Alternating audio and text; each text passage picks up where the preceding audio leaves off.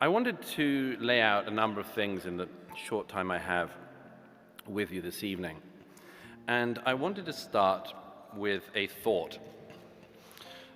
What if many of the things that we are focusing on in Britain and the wider West at the moment are a distraction?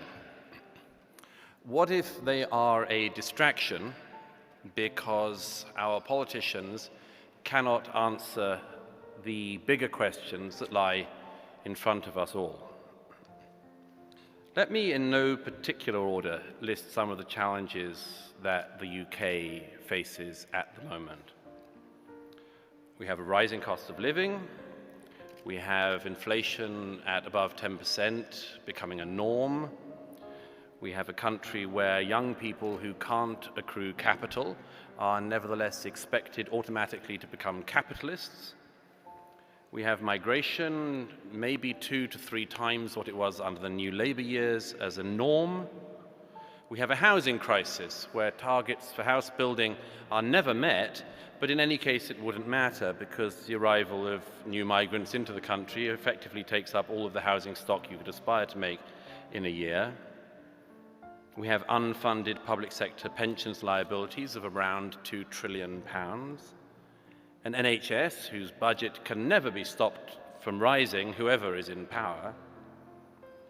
We're facing an era where automation is already taking away many blue-collar jobs, and AI is already taking away many white-collar jobs. The question also exists of how we get anything done at all in an era of social media, where, for instance, a thoughtful speech might be given by a politician making policy announcements, and the headlines become something to do with a heckler, an example plucked from thin air. But what do we do when the heckler's veto exists? What do we do when, as T.S. Eliot once said, we are distracted from distraction by distraction? And then what do we do about the additional bollards thrown in the way of our society by the radical left? Bollards like the gender nonsense and the racialization of absolutely everything. Now, it seems to me that the left can't solve any of these things at all, but it does have answers. And the left's answers come, of course, with the left's perpetual advantages.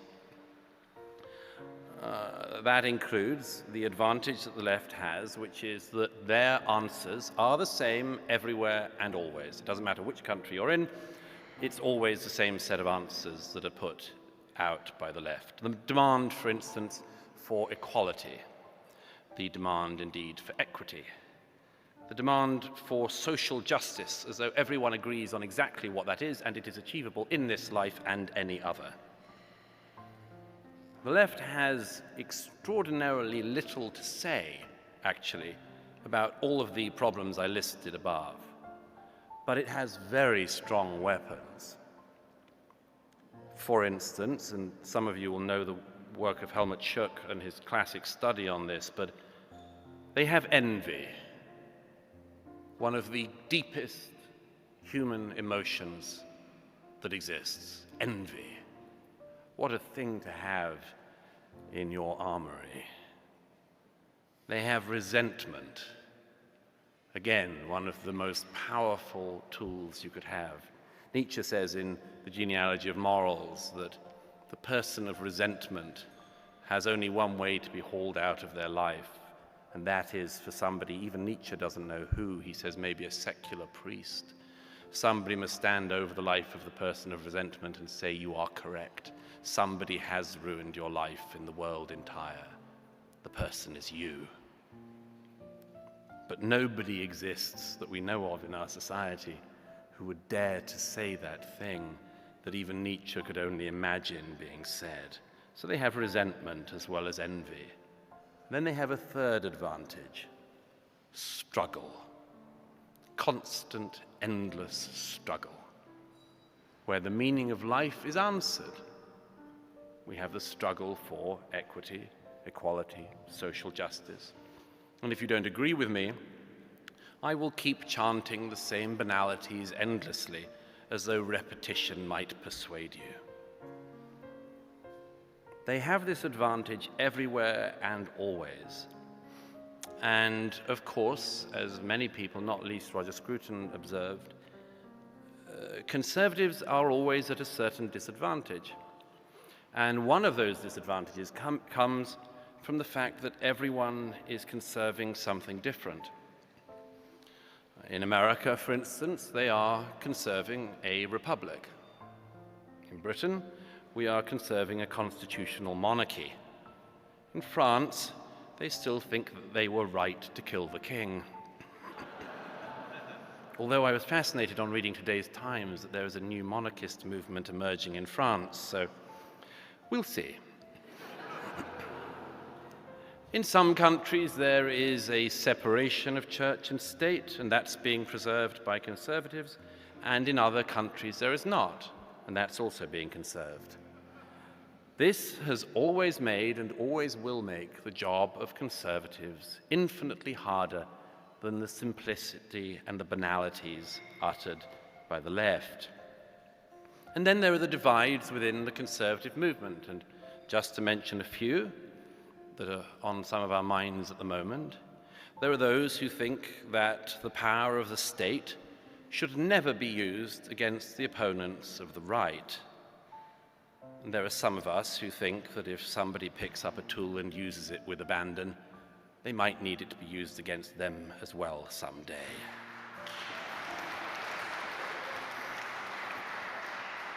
There are some conservatives who think that we can have a domestic policy or a foreign policy. And there are some of us who think that we can have both. Now, what can we answer these questions with? What can we on the right answer these questions with? I would say that there are three things in particular. The first is love. Perhaps the only answer that exists in particular to envy.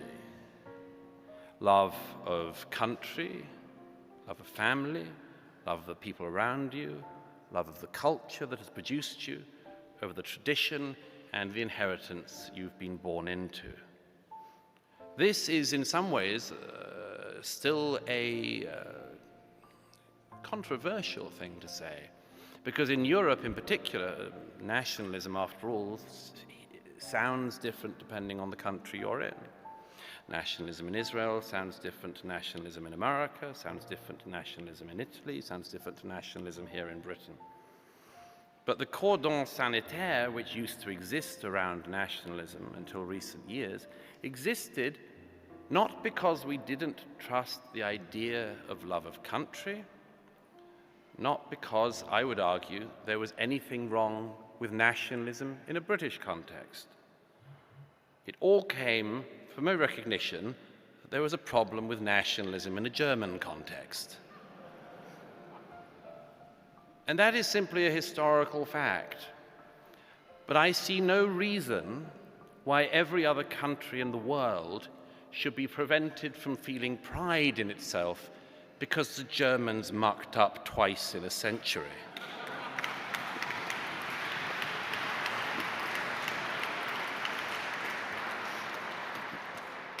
As I've said before and discussed with Yoram, absolutely everything in human existence can go wrong.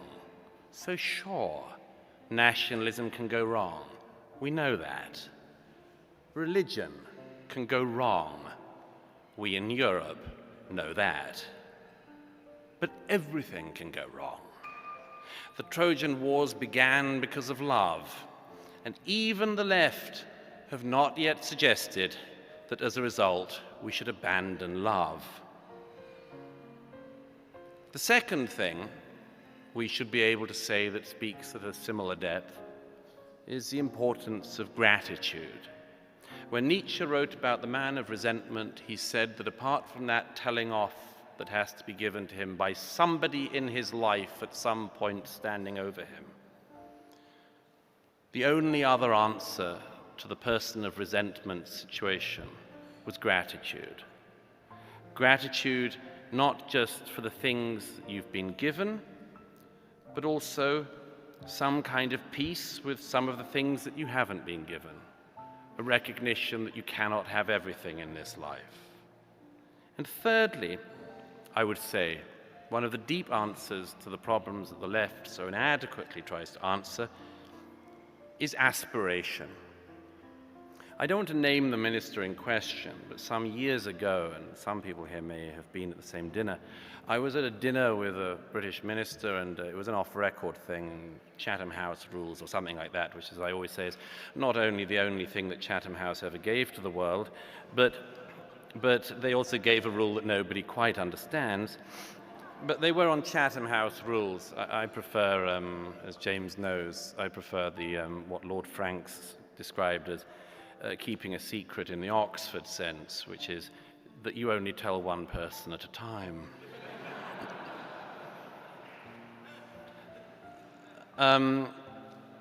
At this off-record occasion, the minister was being interviewed by somebody who was very, very well informed and did something slightly cruel, which I wouldn't have done myself, but he pointed to a young waiter on the side of the room and he said, "Young man, how old are you?" The young man said, 25. The man said, "Do you own a house?" He said, "No." He said, "Do you think you'll ever own a house?" He said, "No." He said to the minister, "What do you say to that young man?"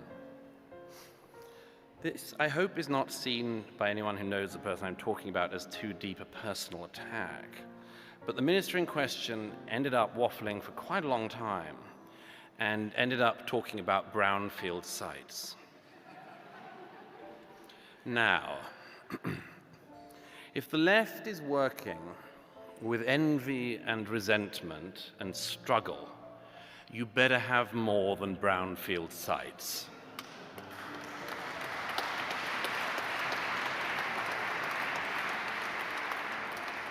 And the only thing that I know of that can take out resentment at that level is aspiration, is the opportunity to build a country in which young people actually believe that if they work hard, they will get something better than they could have expected, that they will be rewarded for their labor, that they will not live a worse life than their parents, but if they work hard, will be suitably rewarded and will have a better life than their parents. Aspiration is the only answer to the life of resentment offered by the left. Now, I have one other thought to throw out there, and it's not really a thought so much as a challenge. What would we be doing if the left was not holding us back? What would we be doing? What would we be striving for and seeking to achieve in a country like this one? What would be our aims? What would be our ambitions? What would we wish to become? The left is making us go at the speed of the slowest kid in the class. And we need to say, we don't have time for this. We don't have time, for instance, to undo the first thing we know as a species. What is that thing? A boy or a girl? We don't have time to pretend that we don't know. We don't have time for people who want to pretend there's 100 genders or maybe 80, who, whenever I debate them, by the way, can never explain very basic things like what a non-binary person is, how it differs from genderqueer, or anything else. Personally speaking, I have no more time for these people. They've wasted enough of my life.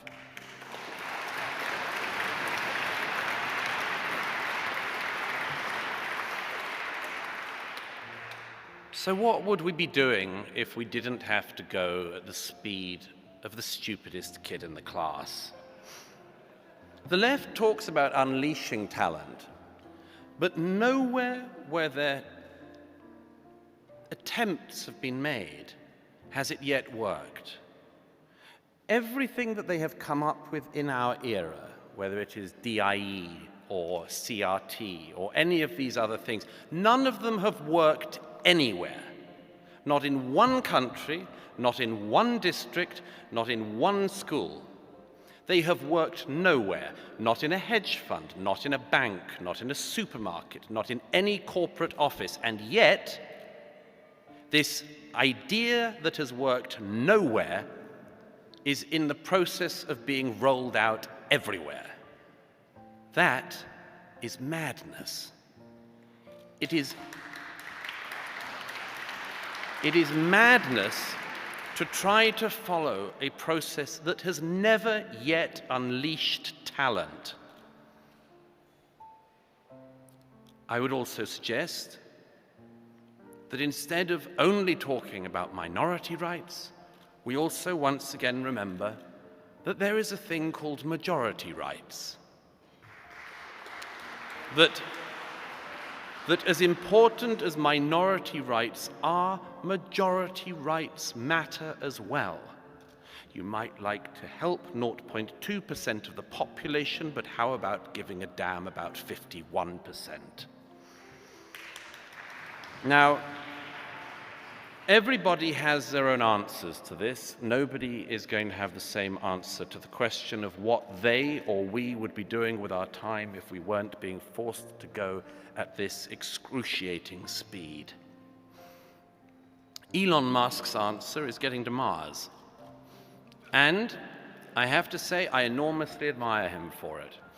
If you ask him why he wants to go to Mars, he will tell you, we have to have a reason to get up in the morning.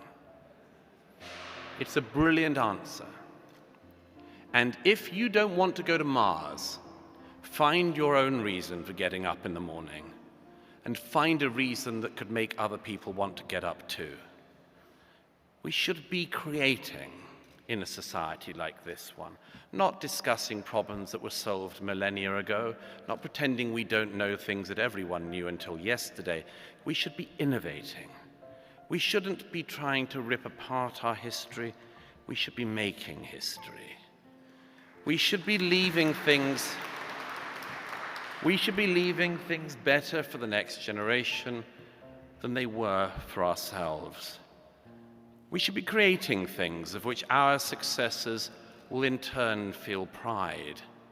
One of the reasons why our lamentable attitude to the past that we have today is so utterly lamentable, apart from the historical idiocy of being amazed that everybody in history did not think what we think in 2023, one of the reasons to be sane about it is because to treat the past with some kindness and understanding is a request to those who come after us to treat us in a similar way. We would wish to be understood by those who come after us in a spirit of understanding. So we have to approach those who came before us in a similar light. I repeat, what would we be doing if we weren't being made to do this? Now, some people say to me, Douglas, the problem is, and I get this a lot in particular from university students, the conditions are just not optimal. There are too many problems. I listed some of them at the beginning. I can't accrue capital. I can't get on the housing ladder. Can't find a partner. Can't find my other half. Can't find love. Can't find this. Can't find that. And until the conditions are optimal, I'm putting off everything else in my life. It's an extremely common complaint. And I wanted to finish by saying that there is an answer to this problem. The answer was actually given in 1939 at the University Church of St. Mary the Virgin in Oxford. It was given to the University Church by a man who, as James mentioned, was also on the list of suspicious authors along with me, which made me very proud, I have to say. But this is what C.S. Lewis said in the autumn of 1939. Human life has always been lived on the edge of a precipice. Human culture has always had to exist under the shadow of something infinitely more important than itself. If man had postponed the search for knowledge and beauty until they were secure, the search would never have begun. Life has never been normal. Even those periods which we think most tranquil, like the 19th century, turn out, on closer inspection, to be full of crises, alarms, difficulties, emergencies. Plausible reasons have never been lacking for putting off all merely cultural activities until some imminent danger has been averted or some crying injustice put right. But humanity, long ago, chose to neglect those plausible reasons. They wanted knowledge and beauty, and they wanted them now, and they would not wait for the suitable moment that never comes. Periclean Athens leaves us not only the Parthenon, but significantly the funeral oration. The insects have chosen a different line. They have sought first the material welfare and the security of the hive, and presumably they can enjoy their reward. But men are different. They propound mathematical theorems in beleaguered cities. They conduct metaphysical arguments in condemned cells, make jokes on scaffolds, discuss the last new poem whilst advancing to the walls of Quebec, and comb their hair at the gates of Thermopylae. This is not panache. It is our nature. I would like to think that we can heed the words of C.S. Lewis in far less propitious times. Thank you.